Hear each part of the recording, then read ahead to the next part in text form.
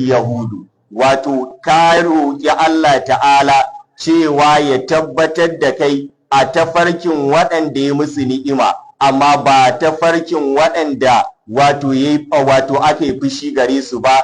Sai Abdullahi dan Abbas ya ce humul yahudu, waɗanda ake fushi gare su sune yahudawa. Wala dallin, wato ba tafarki na waɗanda suke batattu ba, yace sune annasara, wato sune nasara. Ibn Kathir rahmatullahi alai yace al-maghdubi alaihim, waɗanda ake fushi gare su humul lazina fasadat iradatuhum, sune waɗanda suka lalata wato manufarsu. Fa'alimul haqqa, sun san gaskiya, wa adalu an, sai suka karkacewa gaskiya.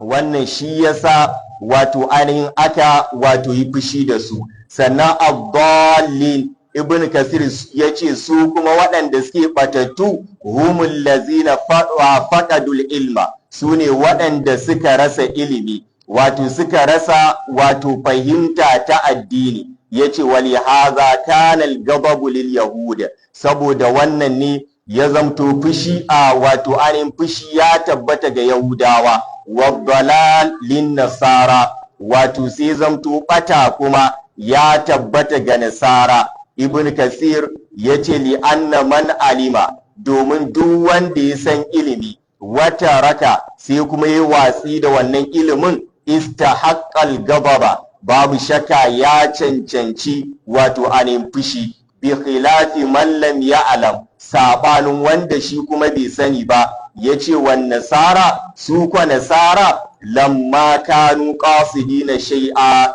yayin da ya zamo cewa sun nufaci wani abu, lakinnahum, sai dai cewa su la yahtaduna ila tariqihi, ba sa tabbatuwa, ba sa shiriwa izuwa wato anin tafarkin su, izuwa tafarkin shi. Li'annahum, domin cewa su lan ya'atul amra min babihi, busu zo wa al'amarin ta wato anin kofar shi ba, ma'ana busu zo wa addini ta karantarwa Allah da kuma karantarwar wato manzansu ba. Yace wa huwa tiba'ul haqqa, shine bin gaskiya, to busu bi wannan gaskiyar ba, dallu, da haka sai suka bace. Shi yasa Ubangiji subhanahu wata'ala ya ba mu labarin Yahudawa, su ne waɗanda Allah ta'ala ya ba su ilimi, ya ba su littafi, sun san abin da yake na ƙwarai, sun san abin da yake mai kyau, sun san abin da yake mara kyau, amma sai suka wato ainihin bijire, sai suka saba Ubangiji subhanahu wata'ala.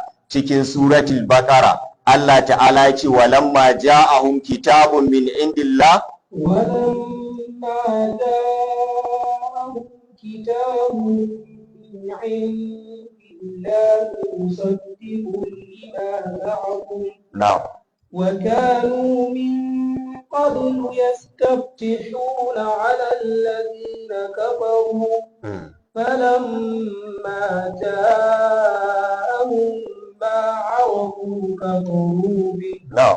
فلعنة الله على الكافرين. بئس ما اشتروا به أنفسهم أن يكفروا بما أنزل الله بغيا أن ينزل الله من فضله على من يشاء من عباده فباءوا بغضب على غضب وللكافرين عذاب مهين. Allah ta'ala ya faɗa mana wato hali da siffa na su Yahudawa. Allah ya ce walamma ja'ahum kitabun min indillah, yayin da wani littafi ya zo musu daga wurin Allah, musaddiqun lima ma'ahum, shi wannan littafin yana gazgata abin da yake tare da su. Wa kanu min qabl, kuma sun kasance gabanin wato anin turo musu da wannan littafin, yastaftihuna alal ladzina kafaru, suna neman taimako akan waɗanda suke kafirai. Falamma ja'ahum ma arafu kafaru bi, yayin da abin da suka sani ya zo musu sai suka kafirce wa wannan littafin, sai Allah ya ce fala'anatullahi alal kafirin, tsinuwar Allah ta tabbata ga waɗanda suke kafirai. Kaga wannan ya nuna mana ashe Yahudawa Allah ta'ala ya ba su ilimi, ya karantar da su kuma sun samu ilimi amma suka yi watsi. Shi yasa Allah ya ce bi samashtarau bihi anfusahum, tir da abin da suka siyar da kawukansu da shi, ay yakfuru bima anzalallah, wato saboda sun kafirce da abin da Allah ta'ala ya saukar. Ba komai yasa suka kafirce ba, bagiyan saboda tsabar muguwar hassada. Sai Allah ya ce ayyunazzilallahu min fadli, suna yin hassada ne ba dan komi ba saboda cewa Allah ya saukar daga falalar shi alamai ya sha'u min ibadi, akan wanda ya ga dama daga cikin bayinsa. Kaga suna nuna bakar hassada saboda Allah bai sauko da manzo ba, bai sauko da wato littafi a cikinsu ba, sai ya ba da shi ga wanda ya ga dama. Sai Allah ce fa ba'u bi ghadabin ala ghadab, sai suka juya da fushi akan wato anin fushi. Walil kafirina azabu muhin, lalle kafirai suna cikin azaba ta kaskanci. Allah ta'ala a wani gurin ya tabbatar mana da irin bakin hassada na wato anin Yahudawa, wanda babu shakka hassada ɗabi'a ce ta Yahudawa. Ubangiji subhanahu wata'ala cikin surati Zukhruf yace wa qalu laula nuzila hadha alqur'anu ala rajulin min alqaryatayn azim. وقالوا لولا نزل هذا القرآن على رجل من القريتين عظيم. أهم يقسمون رحمة ربي نحن قسمنا بينهم معيشتهم في الحياة الدنيا ورفعنا بعضهم فوق بعض درجات ليتخذ بعضهم بعضا سخريا ورحمة ربك خير مما يجمعون. Allah ta'ala ya faɗa mana irin ɗabi'a ta Yahudawa lokacin da aka turo Annabi sallallahu alaihi wasallam, da suka ga ba ɗan cikinsu bane ba, aka bashi annabta, aka bashi manzanci, aka bashi kuma alƙur'ani, sai wannan ya tada wato tsohuwar hassada. Wa qalu laula nuzila hadha alqur'anu ala rajulin min alqaryatayn azim, suka ce dan me yasa ba a saukar da shi wannan alƙur'anin ba ga wani mutum babba daga cikin waɗannan alƙaryatu guda biyu. Sai Allah ya mai musu da raddi, yace ahum yaqsimuna rahmata rabbik, shin su suke raba wato su ne suke raba rahmar ubangijinka? Anan ar-rahma malamai suka ce ita ce annabta. Shin su ne suke bayar da annabta? Shin su suke bayar da ilimi ga wanda suka ga dama, ko ko Allah ne ke ba da ilimi ga wanda ya ga dama? Shin su ne suke ba da annabta ga wanda suka ga dama, ko ko Allah ne yake ba da annabta ga wanda ya ga dama? To sai Allah bai ba su amsa ba, sai ya ce nahnu qasamna bainahum ma'ishatahum fil hayati dunya. Sai Allah ya ɗauko musu abin da ma bai taka kara ya karya ba, abin da ba shi da wani kima, abin da ba shi da wani wato anin alfarma a wajen Allah ta'ala, shine wato anin dukiya. Sai Allah ya ce to ai nahnu qasamna bainahum bainahum ma'ishatahum fil hayati dunya. Allah ya ce mu ne waɗanda muke raba musu abin da suke rayuwa a cikin wannan gidan duniya na dukiya da abinci. Kaga in har Allah ta'ala shi yake bayar da dukiya ga wanda ya ga dama, to ta yaya kuma ba zai ba da manzanci ba, ba zai ba da annabta ba, ba zai ba da ilimin addini ga wanda ya ga dama ba? Wanda Annabi sallallahu alaihi wasallam cikin hadisin sayyidina Muawiya, Allah ya ƙara masa yadda, annabi yace annabi sallallahu alaihi wasallam yace Allah ta'ala duk wanda ya nuface shi da alkhairi yufaqihu fid din, sai ya fahimtar da shi addini. Ashe kaga wato kana halartar gurin karatu, kana halartar masallaci, kana son addini, kana son karantarwa, ashe akwai alkhairi cikin zuciyarka. Amma daga lokacin da kaga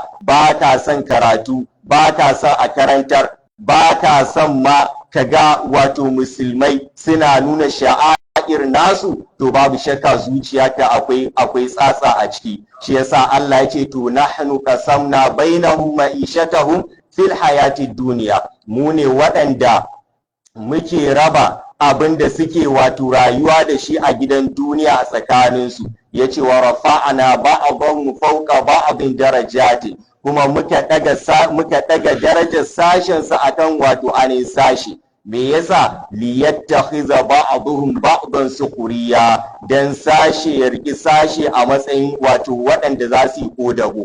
Da Allah ta'ala ya ga dama sai kowa ya zama buluniya, kowa ya zama mai kuɗi, kowa ya zama yana cin gashin kansa, to kaga babu hikima kenan. Amma hikimar Allah shine liyattakhiza ba'dhum ba'dhan sukhriya. Shi yasa zaka ga kai ɗan kasuwa ne, ba abin da ka sani sai kasuwanci, amma da za a ce ka wato anin ka tsugunna a gona ka yi noma, ba za ka iya ba, sai Allah ta'ala ya raba. Kaga kowa akwai gurin cin abincinsa kenan. Kaga wannan hikima ce ta Allah subhanahu wata'ala. Haka gidanka duk kuɗinka sai kaga baka iya gini ba, in ma ka iya gini ba ka da lokacin da za ka zo kai ginin nan, sai Allah ya ware waɗanda su kuma za su yi gini, su za ka kirawo su ma gini, ka ba su kuɗi. Kaga wannan shine sukuriya ɗin, wato shine ƙodaban. Haka zalika a gidanka, masan gidanka za ta cika.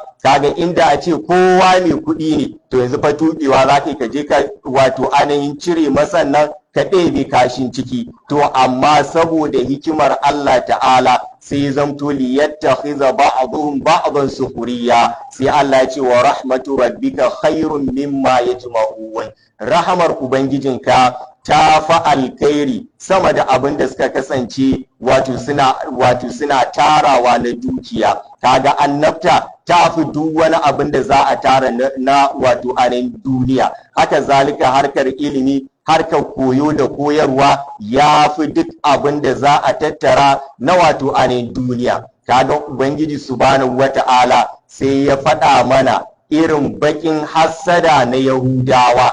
Ashe hatta annabi sallallahu alaihi wasallam sun nuna mai wannan bakin hassada. Allah ta'ala ya ƙara ba mu labari game da cewa Yahudawa sun cancanci a yi fushi da su, saboda sun san gaskiya amma sun take. Cikin wato ainihin suratul Juma'a sai Allah ta'ala ce masalul lazina hummilu taurata summa lam yahmiluha. نعم مثل الذين حملوا التوراة ثم لم يحملوها نعم كمثل الحمار يحمل أسفارا نعم بئس مثل القوم الذين كذبوا بآيات الله نعم والله لا يهدي القوم الظالمين. Allah ta'ala ce matsalul lazina hummilu taurata, misalin waɗanda aka ba su littafin attaura su ne Yahudawa, summa lam yahmiluha ai summa lam ya'malu bima fiha, sannan suka ƙi yin aiki da abin da yake cikin attauran nan, sai Allah ya ce kamar salil himari yahmilu asfara. To misalin su kamar misalin jaki ne wanda yake ɗauke da tilin littattafa, wanda yake nuna ma mutumin da ya san gaskiya ya take gaskiyan nan babu marabashi da jaki. Sai Allah ce bisa masalul qaumil lazina kazzabu bi ayatillah, tir da misalin waɗannan mutane waɗanda suka ƙaryata ayoyin Allah, wallahu la yahdi alqaumaz zalimin. Allah ta'ala ya ce Allah baya shiryar da mutanen da suke azzalumai. To Allah ta'ala ya ba mu labarin su kuma nasara. mai yasa suka zamo wato addalluna waɗanda suke batattu, saboda kaga su ba su nemi ilimi ba, shi yasa suke bauta cikin jahilci. Cikin su Allah ta'ala ya faɗa mana cikin suratul ma'ida, qul ya ahlal kitabi la taghlu fi dinikum. قل يا أهل الكتاب لا تغلوا في دينكم غير الحق نعم. ولا تتبعوا أهواء قوم قد ضلوا ولا تتبعوا أهواء قوم قد ضلوا من قبل وأضلوا كثيرا. نعم. وأضلوا كثيرا وضلوا عن سواء السبيل. Allah ta'ala ya ce qul ya ahlal kitab, wato ka faɗa musu ya annabin Allah, ya ahlal kitab, ya kuma abuta littafi, la taglu fi dinikum, kada ku yadda ku yi guluwi a cikin addininku. Wannan guluwi shine wuce gona da iri a cikin addini, shi yasa yana daga cikin guluwi da wasu suka samu cikin aƙidarsu, kamar aƙida ta faira, kaga sun samu guluwi a cikin addini, shi yasa suke ganin cewa akwai wani abu da ake kira ilmul haƙiƙa. Wannan ilmul haƙiƙa a wajen 'yan faira sun ce hatta annabawa da manzanni sun jahilci wannan ilmul haƙiƙa ɗin, amma waliyansu, malumansu da su muridansu sun san wannan ilmul haƙiƙa ɗin. Me ilmul haƙiƙa? Sai suka yi tawilin wata aya da take cikin alkur'ani da Allah ta'ala ya ce wa wa'budu rabbaka hatta ya'tiyakal yaqin, ka bauta wa ubangijinka har sai yaqini ya zo maka. Sai suka ce ai anan al-yaqin shine wannan ilmul haqiqa din, shine idan mutum yayi tarbiyya yayi wato ainihin wusuli, to zai kai wani matsayi wanda zai zamo cewa babu wato ainihin halal a kansa, babu haram a kansa. Shi yasa in kaga ɗan faira ya yi zina, wannan abu ne mai sauƙi a wajensa, yana ganin ya yi usuli, ya samu tarbiyya, ya samu wannan ilmul haƙiƙa ɗin. To shi yasa suna ganin da zina da caca da luwaɗi da duk wani kaba'irul isim, wato suna ganin cewa in kayi babu laifi. Sannan kuma za ka ga a daidai wannan lokacin salloli sun dena, ibada sun dena, ba ruwansu da sallar juma'a, ba ruwansu da hamsu salawati, ƙarshe ma za ka ga sun dena fitowa masallaci, sun keɓe kawukansu a gida saboda sun samu usuli. To kaga wannan guluwi ne wanda suka samu, wanda ya zamto cewa mai girman gaske. Allah ta'ala ya ce wa da ma'abuta littafi la taglu fi dinikum, kada ku yi guluwi a cikin addininku. Wani guluwi ne nasara suka samu? Shine suka ce annabi Isa, wa qalatin nasara masihu ibn maryam, suka ce annabi Isa wato dan Allah ne. Kaga sun ce annabi Isa wato ane dan Allah ne. Ka duba ka ga Ubangiji subhanahu wata'ala ya ce takadu samawatu yatafattarna wa tanshaqqu al-ardu wa takhirru al-jibala hadda, sai ce mai an da aulin rahmani walada. Ka duba Allah ta'ala ce wannan sama saura iris ta faɗo ta kece ta wato ainihin a danne kowa ba dan komi ba, saboda an yi da'awar cewa Allah yana da ɗa. To waɗannan 'yan fairan suna ganin cewa hatta in yasi ma ɗan Allah ne. Shi yasa akwai waƙar da suke na cewa lam yalid wa lam yulad, shi in yasi bai haifa ba kuma ba a haife shi ba. Shi yasa to ta yaya wato anin bala'i ba zai ci gaba da samun al'umma ba? Kaga wannan ba ƙaramin guluwi bane ba. To su ma nasara sai suka ce ai annabi Isa ɗan Allah ne, kuma wato ita ma wato na Maryamu wato ‘yar Allah ce. Me yasa? Kaga na Maryamu ta halicci wa? Ta halicci ɗan Allah. To kaga yanzu ɗan Allah shi ma ya zama Allah. Wacce ta haifi ɗan Allah ita ma ta zama Allah. kaga shi yasa wato suke cewa Allah ɗayan uku ne, kaga akwai Allah babba, akwai wato Isa, akwai kuma babar sana na Maryamu. To kaga wannan guluwi ne wanda dukkan wanda ya jingina wato anin haihuwa da Allah subhanahu wata'ala babu shakka ya kafirta. Shi yasa Allah ya ce to la taglu fi dinikum ghayra al-haqq, kada ku yi guluwi cikin addinin ku ba tare da wato anin gaskiya ba. Allah ya ce wala tattabi'u ahwa qaumin, kar ku yadda ku bi wato anin soye-soyen zukatan wasu mutane qad dallu min qabl, wanda sun riga sun bace tintini, wa adallu kathira, kuma sun batar da mutane da yawa, wa dallu an sawa'is sabil, kuma sun bace daga tafarki wanda yake madaidaici. A Imam Zarnuji rahmatullahi alai akwai wasu abiyat da ya kawo wanda sun yi kama da Yahudi da Nasara. Yace fasadun kabirun alimun mutahattikun wa akbaru minhu jahilun mutamassikun, sai ce huma fitnatun fil alamin azimatun liman bihi ma fi dinihi yatamassaku.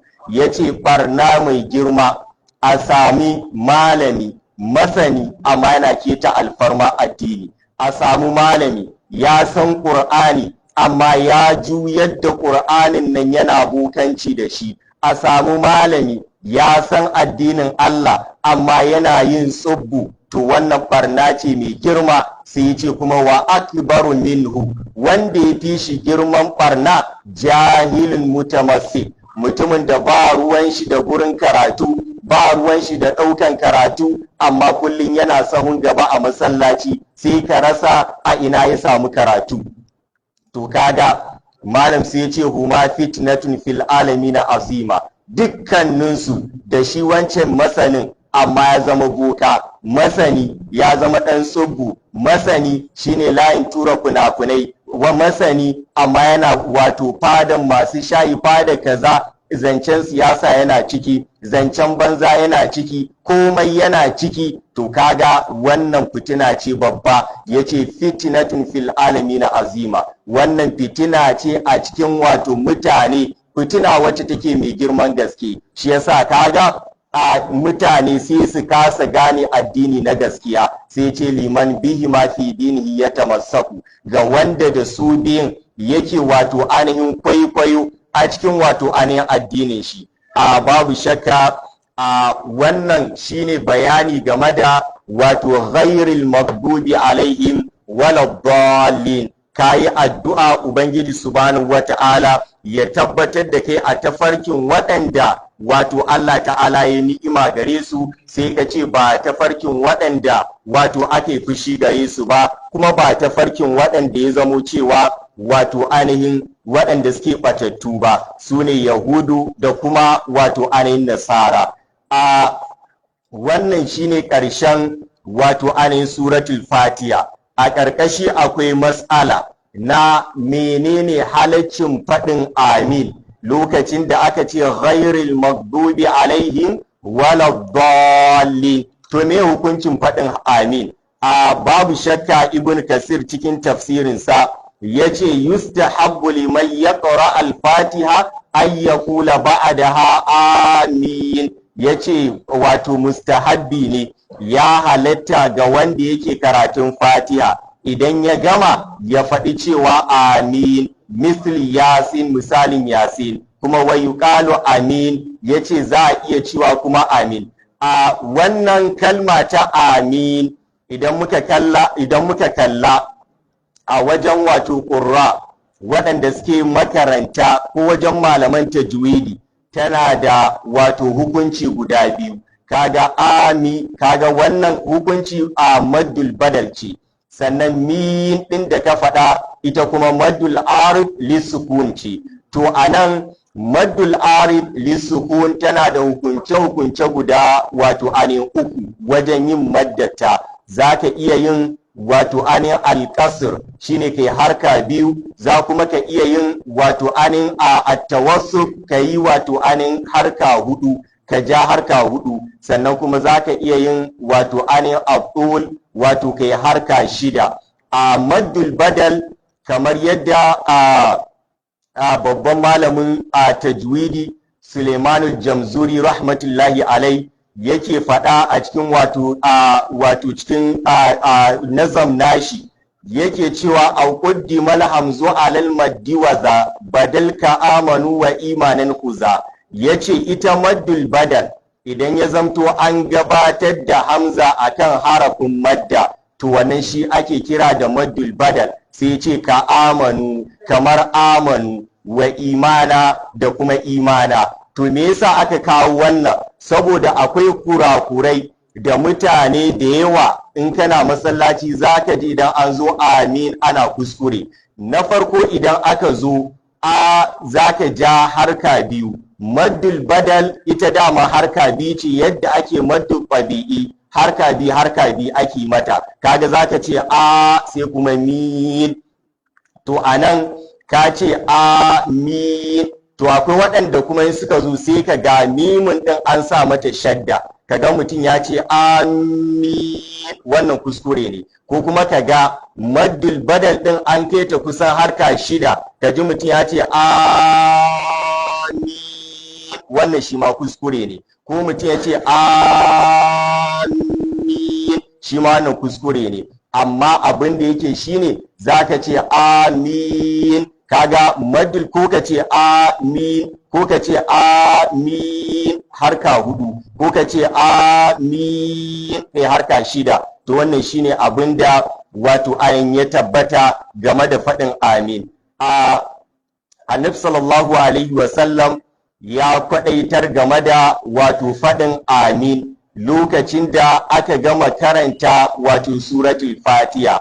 Akwai hadisin Wa'il bin Hujr yace ya ji Annabi sallallahu alaihi wasallam ya karanta ghairil maghdubi alaihim waladdallin, sai Annabi yace amin, sannan ya halatta kuma a ce amin.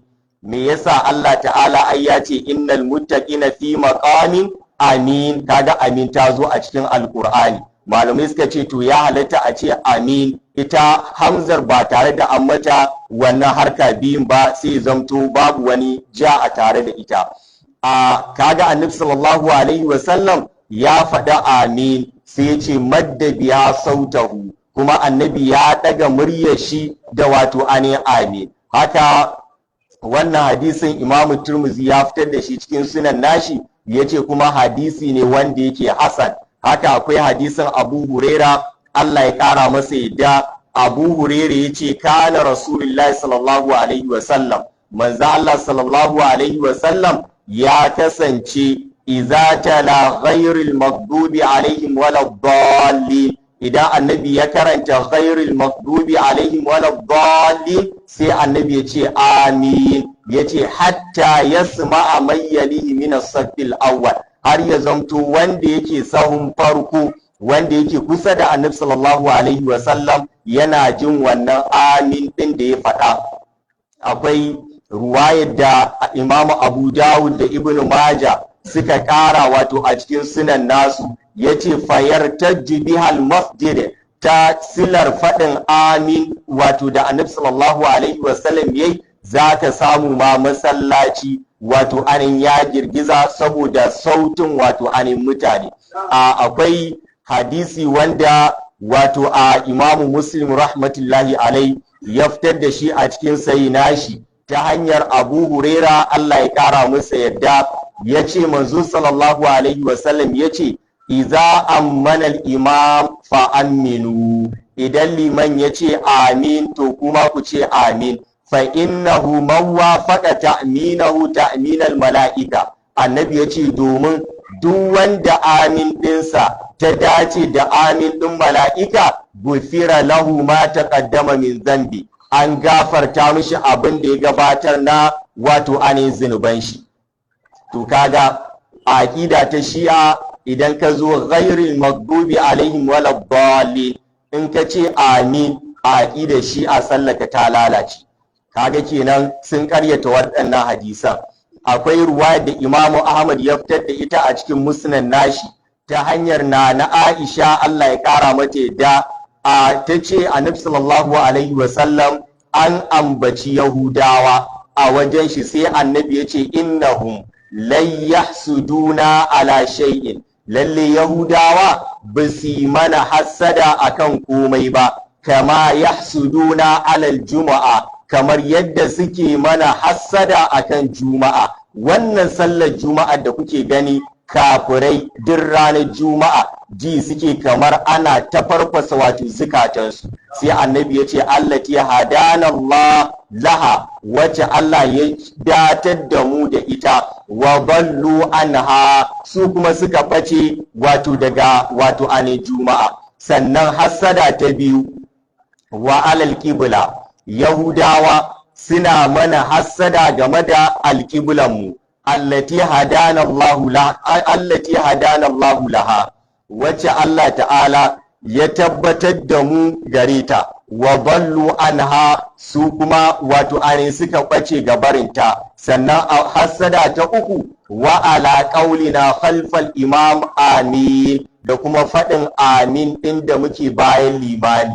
Kaga wanda yake nuna ashe to shi a 'yan uwan yahudawa ne, suna mana hassada kada wato amin ɗinmu ta dace da amin ɗin mala'iku, Allah ta'ala ya gafarta mana. To cikin ƙaddarawa Allah da ikonsa yau muka kawo ƙarshen tafsiri na suratul Fatiha. Gobe da izinin Allah za mu shiga cikin tafsirin suratul Baqara wacce take gandu sai da ikon Allah. Allah subhanahu wata'ala yadda ya ba mu iko muka kammala wannan lafiya, Allah ta'ala ya kaddara ita ma suratul Baqara mu wato anin kammala mu kammala ta cikin aminci. Muna roƙon Allah ta'ala kurakuran da muka gabatar a cikin wannan sura, akwai 'yan uwa abokanan karatu da malamai duka suna saurara, da haka za a fito da duk wasu abubuwa waɗanda suke na kurakurai insha Allah rabi a gyara. Muna fatan Allah ta'ala ya gafarta mana. A waɗanda Allah ta'ala ya kawo su daga gurare na nesa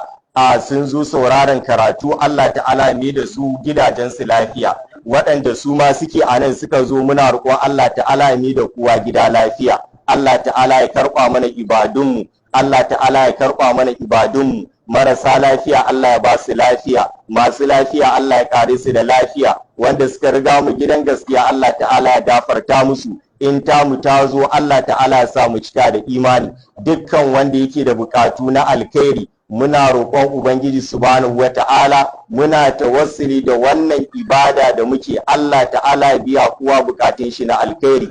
Allahumma salli ala Muhammad wa ala ali Muhammad kama sallaita ala Ibrahim wa ala ali Ibrahim innaka Hamidum Majid, wa barik ala Muhammad wa ala ali Muhammad kama barakta ala Ibrahim wa ala ali Ibrahim fil alamin innaka Hamidum Majid. Subhanakallahumma wa bihamdika ashhadu an la ilaha illa anta astaghfiruka wa atubu ilaik. Wassalamu alaikum wa rahmatullahi wa barakatuh.